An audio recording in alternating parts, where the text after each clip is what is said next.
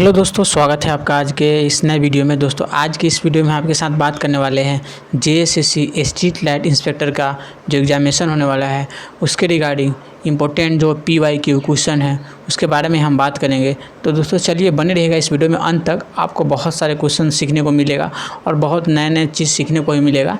तो आप लोग पूरा देखिए वीडियो को, ठीक है। सिर्फ पीडीएफ के भरोसे नहीं रहिएगा कि पीडीएफ मिल जाएगा टेलीग्राम में जाकर। अब ऐसा नहीं है, आप पूरा वीडियो को देखिए। अगर पूरा नहीं देखेगा तो मैं देख लूँगा, फिर तो मैं पीडीएफ नहीं डालूंगा इस बार, क्योंकि बहुत सारे बच्चे देख रहे हैं ना, 1 मिनट देखते हैं वीडियो को, 1 मिनट भी नहीं देखते, आधा मिनट देखते हैं और बंद कर देते हैं। तो फिर मैं पीडीएफ भी नहीं देने वाला हूँ, ठीक है। तो आप लोग पूरा देखिएगा, फिर मैं बताऊँगा पीडीएफ अब कहाँ मिलेगा नया से, ठीक है। चलिए स्टार्ट करते हैं। सबसे पहला क्वेश्चन आज का है, देखिए ये हमारे पास जो यूटिलाइजेशन ऑफ इलेक्ट्रिकल इंजीनियरिंग होता है उससे क्वेश्चन है। देखिए लैंप का क्वेश्चन है। इस टाइप के क्वेश्चन ना पूछे ही जाते हैं लैंप वाले, और मैं आपको हर बार बता रहा हूँ कि जो भी मैं क्वेश्चन डाल रहा हूँ वो पीवाईक्यू क्वेश्चन है, ठीक है। आईटीआई लेवल पे टीसीएस ने जितना भी एग्जाम कराया है उन सब का पीवाईक्यू है। फिर जेएसएससी जेई जो हुआ था 2 बार कैंसिल, उसका भी पीवाईक्यू है, ठीक है। तो बहुत सारे बच्चे पूछते हैं किसका क्वेश्चन है, क्या क्वेश्चन है, तो वीडियो को पूरा देखते नहीं और बार बार कमेंट करके पूछते रहते हैं। तो इससे चीज़ों को ना पूछे, ठीक है। और एक बच्चे सिलेबस के बारे में पूछ रहे थे, तो सिलेबस आप पिछला वीडियो में बनाया हूँ, 2-3 दिन पहले वीडियो मिला हुआ आपको, आप जाकर डिटेल में वहाँ पर सिलेबस डिस्कस किया हुआ है, क्या सिलेबस है क्या नहीं है, आप सारी चीज़ों को चेक करें। कोई बोलता है रीजनिंग नहीं है, कोई बोलता है मैथ नहीं है, ऐसा कुछ नहीं है, सारे सिलेबस दिया गया है। आप जेएसएससी का नोटिफिकेशन को एक बार अच्छे से पढ़े। अगर नहीं समझ में आ रहा है नोटिफिकेशन पढ़ के, फिर मेरा वीडियो देखें, आपको इजीली समझ में आ जाएगा, ठीक है। और ऐसे बिना रीजन का कोई कमेंट ना करें, ठीक है। जो आपको जेन्युइन कमेंट है वही करें, ठीक है। फिर चलते हैं नेक्स्ट क्वेश्चन की तरफ। देखिए यहाँ पर एक क्वेश्चन पूछा गया है कि जो लैंप होता है, इस लैंप का पता है कि आपको देखे होंगे जो घर में लाल वाले लैंप होते हैं ना, वही होते हैं इनकैंडेसेंट लैंप होता है, ठीक है। तो इनवैल्यूब कंटेंट मतलब उसमें क्या भरा रहता है, तो आपको पता होना चाहिए नाइट्रोजन एंड आर्गन गैस भरा रहता है, ठीक है। उसको ना मतलब ना उसको भंगुर होने से बचाता है, जो उसका फिलामेंट रहता है ना उसको। फिर चलते हैं नेक्स्ट क्वेश्चन की तरफ। इसका ऑप्शन नंबर डी सही हो जाएगा। नेक्स्ट क्वेश्चन क्या है, देखिए नेक्स्ट क्वेश्चन हमारे पास क्या है। अब सीआरओ पढ़े होगा, सीआरओ के बारे में आपको कई बार बताया हूँ, कैथोड रे ऑसिलोस्कोप होता है, ठीक है। तो उसमें क्या होता है, एक लिजासस पैटर्न बनता है, ठीक है। लिजासस पैटर्न बनता है जिसको लिजासस फिगर बोलते हैं। तो इस टाइप का फिगर दे दिया, कभी आपको ना ऐसे भी दे सकता है, जैसे ना इलिप्स टाइप का दे सकता है, उसमें डायरेक्शन दे सकता है, कभी सीधे इलिप्स दे सकता है आपको, ठीक है, कभी सीधे स्ट्रेट लाइन दे सकता है आपको। तो ये सब ध्यान रखना है किस किस में आता है। इसका मैं एक डिटेल लाऊंगा वीडियो आप लोगों के लिए, आप लोग बने रहिएगा चैनल पे तो आपको मिल जाएगा, ठीक है। तो ये जो इमेज है ना आप देख लीजिए, इसका जो सीधे सर्कल वाला है ना वो 90 डिग्री के लिए होता है, ये याद रखिएगा। जो ज़्यादा पूछा था उसको मैं लाया हूँ आप सबके सामने, ठीक है। तो ये कई बार पूछा गया है, तो ये 90 डिग्री का होता है। एक इलिप्स होता है, एक और रेक्टेंगल होता है, फिर एक डायगोनल होता है, सारे को हम लाऊंगा, ठीक है। आप बने रहिएगा चैनल पे, तो हम लाते रहेंगे वीडियो को। फिर चलिए नेक्स्ट क्वेश्चन की बात करते हैं। नेक्स्ट क्वेश्चन क्या है, the device use to regulate voltage in electric system, ठीक है। इलेक्ट्रिक सिस्टम में जो वोल्टेज के रेगुलेट करता है, तो आपको पता है जेनर डायोड बहुत फेमस है, ठीक है। ये लगभग हर एग्जाम में आते रहता है जेनर डायोड, ठीक है। जेनर डायोड क्या करता है, ओनली रिवर्स वाइस में ही काम करता है, फॉरवर्ड वाइस में काम नहीं करता है। आप पूछेगा ये भी कि जेनर डायोड का एप्लीकेशन क्या है, तो स्टेबलाइजर में एप्लीकेशन इसका होता है। फिर चलते हैं नेक्स्ट क्वेश्चन की तरफ। नेक्स्ट हमारे पास क्वेश्चन है high pressure mercury vapour lamp, ठीक है। Mercury vapour lamp is a type of, किस टाइप का लैंप है, तो ये डिस्चार्ज लैंप है, ठीक है। आप पढ़े हुएगा बहुत सारे हमारे पास अलग अलग टाइप के लैंप होते हैं। डिस्चार्ज लैंप हो गया, सोडियम हो गया लैंप, उसके बाद इनकैंडेसेंट लैंप हो गया, फ्लोरोसेंट लैंप हो गया, नियॉन लैंप हो गया, ये सब अलग अलग टाइप है। आपको सबका एप्लीकेशन याद होना चाहिए, ठीक है। फिर एक बार बहुत सारे बच्चे बोल रहे थे कि चैप्टर बाय चैप्टर क्वेश्चन लाइए, तो देखिए चैप्टर बाय चैप्टर कभी क्वेश्चन नहीं पढ़ना चाहिए। आपके पास ज़्यादा कोई टाइम नहीं है, एक मंथ का टाइम। आप जितना मिक्स्ड क्वेश्चन पढ़ेंगे ना उससे आपका कॉन्फिडेंस लेवल बढ़ता है मिक्स्ड क्वेश्चन पढ़ने से। तो मिक्स्ड क्वेश्चन पे प्रैक्टिस करें ताकि आपको पता लग सके सारे टाइप का मिक्स क्वेश्चन आना चाहिए। आप चैप्टर बाय प्रैक्टिस करें क्या कर सकते हैं, चैप्टर वाइज से कोई फ़ायदा नहीं होता है ज़्यादा, इसलिए मैं चैप्टर वाइज नहीं लाता हूँ। देखिए नेक्स्ट क्वेश्चन की तरफ चलते हैं। नेक्स्ट क्वेश्चन हमारे पास क्या है, which of the following is correct for underground cable, ठीक है। तो अंडरग्राउंड केबल के बारे में आप जानिए क्या इसमें करेक्ट है, ठीक है। तो underground cable is more expensive, बिल्कुल सही है। जो ऑप्शन नंबर सी है ना बहुत बिल्कुल सही है, ठीक है। यहाँ पर देखिए ये सब जो ऑप्शन है ना पढ़िएगा। अंडरग्राउंड ट्रांसमिशन का भी 10 से 15% चीपेस्ट इन द ओवर है, नहीं अंडरग्राउंड चीपेस्ट नहीं होता, अंडरग्राउंड महंगा ही होता है, ठीक है। क्योंकि आपको पता है ना अंडरग्राउंड सिस्टम में जो भी कंडक्टर का कॉस्ट होता है ज़्यादा ही महंगा होता है। देखिए product hazard low flank aircraft to wildlife, ठीक है, ये भी गलत है। आप सब मतलब ये सब रीज़न आप पढ़िएगा ना तो आपको पता लग जाएगा। आप इसलिए मैं आप सब सामने क्वेश्चन देता हूँ और PDF भी देता हूँ ताकि आप लोग डिटेल में इसको पढ़ते रहिएगा। फिर चलते हैं नेक्स्ट क्वेश्चन की तरफ। नेक्स्ट क्वेश्चन हमारे पास क्या है, नेक्स्ट है कि the ratio of the total connected load to the maximum demand, ठीक है। तो मैक्सिमम डिमांड क्या होता है, जो भी आप पावर प्लांट होता है उसमें मैक्सिमम डिमांड होता है, ठीक है। डिमांड फैक्टर होता है, लोड फैक्टर होता है, यूटिलाइजेशन फैक्टर होता है, डाइवर्सिटी फैक्टर होता है, ठीक है। तो मैं देखिए यहाँ पर इसका आंसर हो जाएगा option number D, demand factor. But मैं आपको ना एक दो चीज़ और अच्छे बता रहा हूँ। देखिए लोड फैक्टर का फार्मूला होता है, लोड फैक्टर आप भी जब भी पूछा जाएगा तो क्या होगा, average load upon maximum demand, ठीक है। MD से लिखते हैं मैक्सिमम डिमांड को, ठीक है। ये लोड फैक्टर का फार्मूला हो जाता है, ठीक है। लोड फैक्टर के बाद क्या होगा, डाइवर्सिटी फैक्टर होगा। डाइवर्सिटी फैक्टर का आपको ध्यान रखना है कि ऑलवेज ग्रेटर देन 1 होता है, मतलब 1 से ज़्यादा होता है, ठीक है। फिर एक यूटिलाइजेशन फैक्टर पूछा जाता है, तो यूटिलाइजेशन फैक्टर का फार्मूला होता है maximum demand upon plant capacity, ठीक है, ये भी पूछा जाता है। फिर आपके पास एक पूछा जाएगा प्लांट कैपेसिटी फैक्टर, तो प्लांट कैपेसिटी फैक्टर क्या होगा, average load upon plant capacity, ये हो जाएगा। फिर आपसे पूछा जाएगा रिजर्व कैपेसिटी क्या होता है या फिर ऑपरेटिंग रिजर्व क्या होता है, तो इसका फार्मूला होता है प्लांट कैपेसिटी में से जो मैक्सिमम डिमांड हम घटा देते हैं तो हो जाता है हमारे पास रिजर्व कैपेसिटी, ठीक है। आप इस चीज़ को ध्यान रखिएगा, मैंने आपके सामने बोल दिया है, आप इसको याद रखिएगा। फिर चलते हैं नेक्स्ट क्वेश्चन की तरफ। नेक्स्ट क्वेश्चन क्या है, ए डिस्ट्रीब्यूशन ट्रांसफार्मर या टाइप ऑफ, तो डिस्ट्रीब्यूशन ट्रांसफार्मर किस टाइप का ट्रांसफार्मर, तो आपको ध्यान रखना है जो DT होता है इसको शॉर्ट में हम डिस्ट्रीब्यूशन ट्रांसफार्मर बोलते हैं। एक क्या है, ये एक प्रकार का ना स्टेप डाउन ट्रांसफार्मर होता है। कैसे स्टेप डाउन ट्रांसफार्मर होता है, क्योंकि आपको पता है स्टेप डाउन ट्रांसफार्मर क्या होता है, हमारे घर में लो वोल्टेज की ज़रूरत होता है और हम 11 के वोल्टेज को हम कितने में 230 में, 420 में, 440 में ऐसे कन्वर्ट करते हैं, तो लो वोल्टेज हुआ, ठीक है। लो वोल्टेज हुआ तो क्या हुआ, नंबर ऑफ टर्न क्या होगा उधर की तरफ, आप लोग कमेंट करके हमें बताइए कि नंबर ऑफ टर्न, अगर वोल्टेज लो है तो करंट का वैल्यू क्या होगा, और फिर नंबर ऑफ टर्न क्या होगा, ज़्यादा होगा या कम होगा। फिर रेजिस्टेंस क्या होगा, ज़्यादा होगा या कम होगा। फिर थिक वायर होगा या थिन वायर होगा। इस सारी चीज़ों के बारे में आप लोग हमको कमेंट में बताइएगा, तब हम आपको जान सकेंगे कि आपका प्रिपरेशन कैसा चल रहा है और कितना लेवल पे है। फिर हम चलते हैं नेक्स्ट क्वेश्चन की तरफ। नेक्स्ट क्वेश्चन हमारे पास है which of the following is not a type of loss in transformer, कि ट्रांसफार्मर में कौन सा लॉस नहीं होता है। देखिए आप लोग बोलिए कि ट्रांसफार्मर का क्यों क्वेश्चन करा रहे हैं, देखिए आपके सिलेबस में ना ट्रांसफार्मर का क्वेश्चन दिया गया है, इसलिए हम ट्रांसफार्मर का क्वेश्चन को ऐड डाउन कर रहे हैं। तो देखिए कौन सा लॉस नहीं होता है, तो देखिए आपको पता है ह्यूमिडिटी लॉस जो होता है, नमी का लॉस ट्रांसफार्मर के अंदर नहीं होता। डाइलेक्ट्रिक होता है, कॉपर होता है, कोर होता है। डाइलेक्ट्रिक बहुत कम होता है, 2 to 5% होता है, ठीक है, बहुत ही कम होता है डाइलेक्ट्रिक लॉस, ठीक है। तो इसको हम नेगलेक्ट कर देते हैं ज़्यादातर। फिर चलते हैं नेक्स्ट क्वेश्चन की तरफ। नेक्स्ट हमारे पास क्वेश्चन है which of the following the correct starter for DC series motor, ठीक है। तो स्टार्टर क्या करता है, स्टार्टर क्या करता है, लिमिट करता है, ठीक है, लिमिट करता है स्टार्टिंग करंट को, ठीक है, लिमिट करता है स्टार्टिंग करंट को। जो स्टार्टिंग में करंट होता है ना उसको लिमिट करता है। जैसे स्टार्टिंग में ज़्यादा करंट आ रहा है तो उसको लिमिट करेगा, ठीक है। तो इसलिए हम स्टार्टर लगाते हैं। हमारे पास अलग अलग टाइप का स्टार्टर होता है, जैसे DOL स्टार्टर हो गया, स्टार डेल्टा स्टार्टर हो गया, ऑटो ट्रांसफार्मर स्टार्टर हो गया, बहुत अलग अलग टाइप के होते हैं। तो जो हमारे पास जो DC सीरीज़ के लिए हम लगाते हैं ना वो 2 पॉइंट स्टार्टर का यूज़ करते हैं, ठीक है। आपको इसी ध्यान होना चाहिए। फिर चलते हैं हम नेक्स्ट क्वेश्चन की तरफ। आपको यही बता दूं जो 3 पॉइंट स्टार्टर होता है ना वो हमारे पास क्या होता है, शंट के लिए हो जाता है, और 4 पॉइंट होता है कंपाउंड के लिए हो जाता है, ठीक है।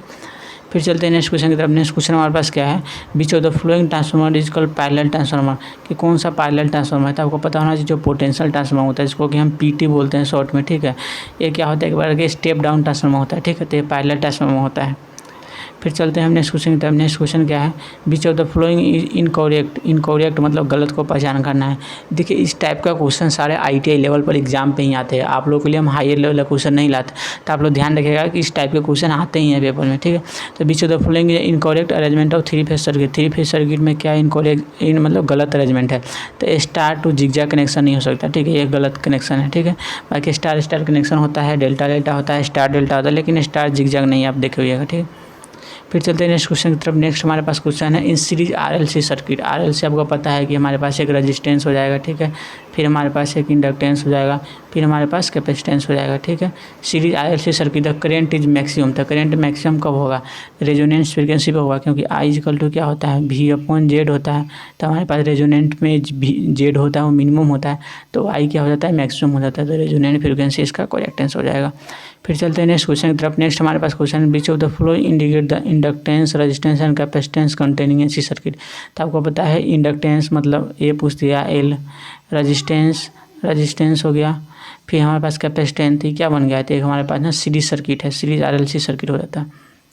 RLC सर्किट होता है, सीरीज नहीं बोल सकते इसको। देखिए यहाँ पर ना KCL का क्वेश्चन है, इस टाइप का बेसिक आता है। देखिए इसमें, देखिए इसमें क्या क्या हो रहा है। देखिए तो I1 इधर की तरफ आ रहा है, ठीक है, फिर IB भी आ रहा है, ठीक है, I1 भी आ रहा है, 2 आ रहा है, तो I1 प्लस IB हो गया, ठीक है, 2 आ रहा है, ठीक है, इसमें ये गलत हो जाएगा। ये देखिए इसमें भी आ रहा है, इसमें आ रहा है, ठीक है। फिर देखिए IC और ID माइनस हो रहा है, तो IC और ID माइनस इसी में हो रहा है, बाकी इसमें भी नहीं हो रहा है, ठीक है।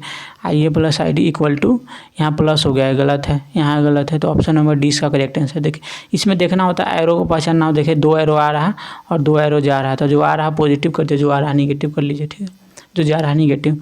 फिर चलते हैं नेक्स्ट क्वेश्चन की तरफ। नेक्स्ट क्वेश्चन है in a parallel circuit dash current flow through the dash resistor in of branch. Parallel circuit में क्या होता है, high current flow through the low resistor branch. बिल्कुल सही है, क्योंकि हाई करंट जहाँ रेजिस्टेंस कम होगा वहाँ करंट ज़्यादा होता है पैरेलल के अंदर, ठीक। ऑप्शन नंबर ए करेक्ट हो जाएगा। फिर चलते हैं नेक्स्ट क्वेश्चन की तरफ। नेक्स्ट क्वेश्चन है घर के वायरिंग के लिए, जो घर होता है ना हाउस वायरिंग के लिए डैश भूषम का प्रयोग किया जाता है। जो अर्थिंग होता है ना, अर्थिंग करते हैं आप, अर्थिंग उसमें क्या होता है, हम क्या यूज करते हैं, ठीक है, तो कोयला एवं जो होता है ना कोल होता है, एक हम साल्ट, यही यूज करते हैं घर के वायरिंग के जो अर्थिंग होता है ना उसमें। फिर चलते हैं नेक्स्ट क्वेश्चन की तरफ। नेक्स्ट क्वेश्चन में क्या है, metal use for plate type earthing. तो प्लेट टाइप में क्या होता है, हमारे पास कॉपर प्लेट हम ज़्यादातर यूज़ करते हैं, ठीक है, और नहीं तो GI प्लेट यूज़ करते हैं, ठीक है। तो यहाँ पर ऑप्शन देखिए कॉपर है, तो ऑप्शन नंबर ए इसका करेक्ट हो जाएगा, ठीक है। बाकी सिल्वर, एल्युमिनियम और गोल्ड नहीं करते। इसका डायमेंशन आप ध्यान रखिएगा, 60x60x3.14 होता है, ठीक है, ध्यान रखिएगा। फिर चलते हैं नेक्स्ट क्वेश्चन की तरफ। नेक्स्ट क्वेश्चन हमारे पास है with load of transformer reduce dash flowing losses are reduced. मतलब लोड पे कौन सा लॉस डिपेंड करता है, तो आपको पता होना चाहिए लोड पे कौन सा लॉस डिपेंड करता है। लोड पे हमारे पास डिपेंड करता है कॉपर लॉस, जिसको कि हम I² लॉस बोलते हैं, ठीक है। तो हमारे पास कॉपर लॉस क्या होगा, कम हो जाएगा, ठीक है, ऑप्शन नंबर डी करेक्ट हो जाएगा। फिर चलते हैं नेक्स्ट क्वेश्चन की तरफ। नेक्स्ट क्वेश्चन हमारे पास क्या है, सिंबल ऑफ रजिस्टिविटी। रजिस्टिविटी क्या होता है, इसको कि हम आप फार्मूला पता होगा, R=ρ/LY होता है, ठीक है। तो रजिस्टिविटी का फार्मूला होता है, ऑप्शन नंबर ए इसका करेक्ट हो जाएगा, रो। फिर चलते हैं नेक्स्ट क्वेश्चन की तरफ। नेक्स्ट क्वेश्चन क्या है, प्रदीप्त बत्ती के चौक। आप देखिए होगा एक जो फ्लोरोसेंट ट्यूब होता है, कुछ ऐसा ट्यूब होता है फ्लोरोसेंट, ठीक है। फ्लोरोसेंट ट्यूब में ना एक चौक लगा होता है यहाँ पे। ये चौक क्या करता है, चौक को बताना है क्या काम है। तो ये क्या करता है, उच्च वोल्ट को यहाँ पर एक्साइटेड करने का काम करता है, मतलब प्रेरित करने का काम करता है। ऑप्शन नंबर बी इसका सही हो जाएगा, ठीक है। देखिए इसका और भी काम है, लेकिन ऑप्शन के ऊपर हम जाएंगे। ऑप्शन यहाँ पे जो दिया गया है, जो अप्रोप्रिएट ऑप्शन है, जो सही लग रहा है उसको चुकेंगे। बाकी कई बार ऑप्शन अलग दिया जाता है, ये ऑप्शन नहीं मिलेगा आपको, तो आप दूसरे को टिक कर सकते हैं। मेगर को डैश मापने के लिए उपयोग किया जाता है। तो मेगर को क्या करते हैं हम, जो विद्युत रोधन होता है ना, विद्युत रोधन आपको पता होगा, इंसुलेशन रेजिस्टेंस को टेस्ट करने के लिए मेगर का यूज करते हैं। ऑप्शन नंबर बी इसका करेक्ट हो जाएगा। फिर चलते हैं नेक्स्ट क्वेश्चन की तरफ। नेक्स्ट क्वेश्चन हमारे पास क्या है, घर के वायरिंग के लिए कोयला और लवन वाला आपको बता दिए, ठीक है, कि अर्थिंग के लिए हम करते हैं कोयला और लवन। फिर चलते हैं नेक्स्ट क्वेश्चन की तरफ। नेक्स्ट क्वेश्चन क्या है, हेक्सा ब्लेड। हेक्सा ब्लेड आप देखिए होगा, हेक्सा ब्लेड जो होता है कुछ ऐसा होता है, ठीक है। उसमें क्या होता है, ब्लेड लगा यहाँ पर ना ऐसे ऐसे बना होता है धारी उसमें, ठीक है, इसको हेक्सा ब्लेड होता है, ठीक है। हेक्सा ब्लेड क्या करता है, अगर 2 न्यूटन दांत उसके बीच से क्या कहलाता है, ठीक है, तो क्या कहलाता है, ब्लेड का जो अंतराल कहलाता है। जैसे ब्लेड का अंतराल ही कहलाएगा ना, जो ऐसे ऐसे जिगजैग बना रहता है उसके बीच का ब्लेड का अंतराल कहलाता है। फिर चलते हैं नेक्स्ट क्वेश्चन की तरफ। देखिए इसमें बताना है डिपेंडेंट सोर्स। डिपेंडेंट सोर्स का आपको पता होना चाहिए, जब भी डायमंड शेप हो जाएगा ना, मैं आपको कई बार बताया हूँ, जब भी डायमंड शेप हो जाएगा ना तो ये डिपेंडेंट सोर्स होता है, ठीक है। बट आपको पहचान करना है इसमें से dependent symbol of the current dependent source. देखिए करेंट का सिंबल क्या होता है, एरो होता है, ठीक है। अब वोल्टेज का क्या होगा, प्लस माइनस के अंदर डायमंड होगा। तो देखिए प्लस माइनस के अंदर है, ये डिपेंडेंट है लेकिन प्लस माइनस के अंदर है, तो इसीलिए हो जाएगा वोल्टेज होगा। ये इंडिपेंडेंट है, तो ऑप्शन नंबर बी करेक्ट हो जाएगा। फिर चलते हैं नेक्स्ट क्वेश्चन की तरफ। नेक्स्ट क्वेश्चन क्या है, चुंबकीय अभिपाव घनत्व के लिए ऐसे मात्रा क्या है, मैग्नेटिक फ्लक्स डेंसिटी का ऐसे मात्रा क्या है। तो आपको पता ना चाहिए मैग्नेटिक फ्लक्स डेंसिटी का ऐसे मात्रा वेबर होता है, ठीक है। आपको इसे ध्यान रखना है, आपका इसका यूनिट इसका ऐसा यूनिट हमको कमेंट करके बताना है और क्या होता है, ठीक है। फिर चलते हैं हम इसके नेक्स्ट क्वेश्चन की तरफ। नेक्स्ट क्वेश्चन में क्या है, परिवर्तक में बम्पर धारा ह्रास को इसके द्वारा कम किया जा सकता है। देखिए इसमें ऑप्शन अलग दिया गया है, ईडी करंट आप नाम सुनिए होगा, ईडी करंट होता है कि हिस्टेसिस होता है। तो ईडी करंट को हम जनरली क्या करते हैं, लेमिनेशन करते हैं।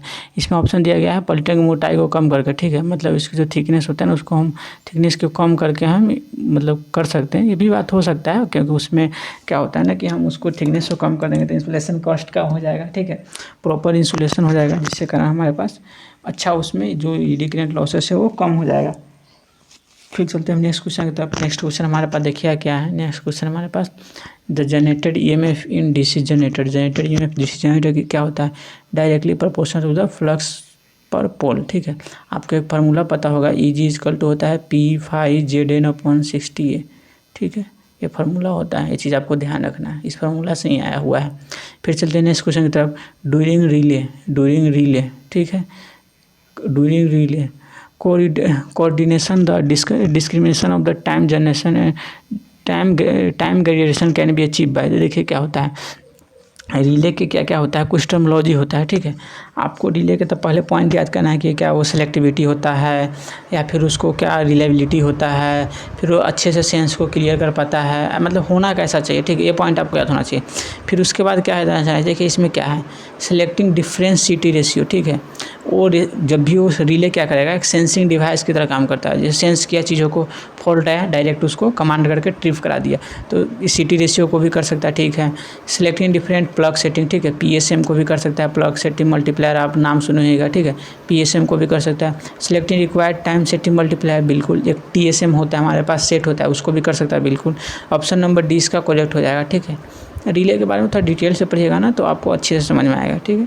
फिर चलते हैं नेक्स्ट क्वेश्चन की तरफ। एटॉमिक नंबर ऑफ जर्मेनियम में क्या होता है, एटॉमिक नंबर, तो आपको पता है जर्मेनियम का जो एटॉमिक नंबर होता है 32 होता है, ठीक है।